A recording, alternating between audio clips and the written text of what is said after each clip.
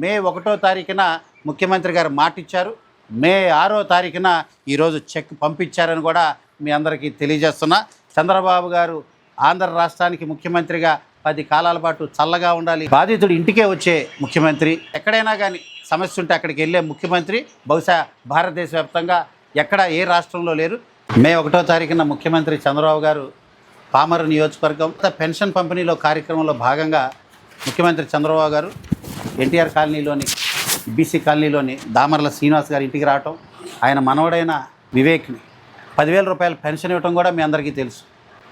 Thalassemia వ్యాధితో బాధపడుతున్న ఈ పిల్లవాడిని మరి సర్జరీ నిమిత్తం ఎంత ఖర్చైనా ముందు ఆ పిల్లవాడికి సంబంధించి బోన్ మ్యారో మ్యాచ్ అవుతుందా ఏమిటి అనే దాని మీద అధ్యయనం చేసి వర్కౌట్ అయితే ఖచ్చితంగా ఈ పిల్లవాడికి వైద్యం చేద్దామని ఆ రోజు చంద్రబాబు గారు మాట ఇచ్చారు. రజక సామాజిక వర్గానికి సంబంధించిన శ్రీనివాస్ని అందరూ వాడుకున్నారు, అందరికీ కలిసి వచ్చాడు. కానీ ఇతనికేం కలిసి రాలేదని నిరుత్సాహంలో చాలా బాధకి కుంగిపోయే పరిస్థితి మనం చూసాం.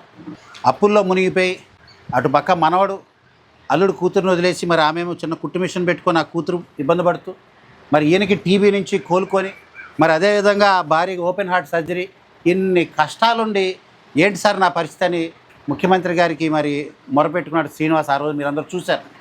40 నుంచి 50 లక్షలు ఖర్చు అవుద్దన్నారు. ముఖ్యమంత్రి గారు మ్యాచ్ అయ్యి తగ్గ బోన్ మ్యారో సంబంధించి అంతా ఓకే అయితే వి విల్ డూ ఇట్ అని ఆ రోజు మాట ఇచ్చారు. కానీ బ్యాడ్ లక్ ఏంటంటే వివేక్ ఒక తల్లి యొక్క బోన్ మ్యారో మ్యాచ్ కాల, మేనమామది కూడా అవలా. మరి తండ్రిది ఏమన్నా మ్యాచ్ అవుతుందా అని చూస్తే అతను అబ్స్కాండింగ్ ఎక్కడున్నాడు ఎవరికీ తెలియదు. పోలీస్ డిపార్ట్మెంట్ వారు, ఇంటెలిజెన్స్ వారు, స్పెషల్ బ్రాంచ్ వారు కూడా ఎక్కడున్నాడో ఐడెంటిఫై చేసి మరి అతను బ్లడ్ టెస్ట్ ఇచ్చారు, కల్చర్కి పంపించడం జరిగింది.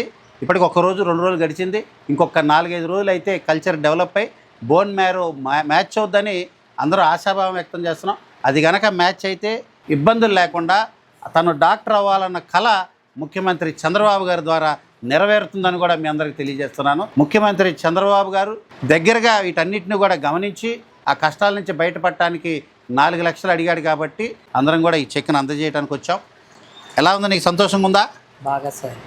ఇంత తొందరగా వస్తుంది అనుకున్నావు శ్రీనివాస్ అన్న? అంత ఆనందం మరీ లేదు. దేవుడు మా ఇంటికి వచ్చినాడు, దాని వెనకాల ప్రోత్సాహం మీరు, నరేంద్ర గారు, మా సుబ్రహ్మణ్యం గారు అందరికి చేసి మా బాబుని కూడా అట్లా ఆపరేషన్ సక్సెస్ చేయవలసింది కోరుచున్నాను. కూటమి వర్ధిల్లాలని కూడా అందరూ కోరుకున్న తరుణంలో నాకు చాలా సంతోషంగా సంతృప్తిగా ఉందని మీకు తెలియజేస్తాను. కుటుంబాన్ని ఆదుకున్నందుకు ముఖ్యమంత్రి చంద్రబాబు గారికి అందరి తరఫున ధన్యవాదాలు తెలియజేస్తాను. నమస్కారం.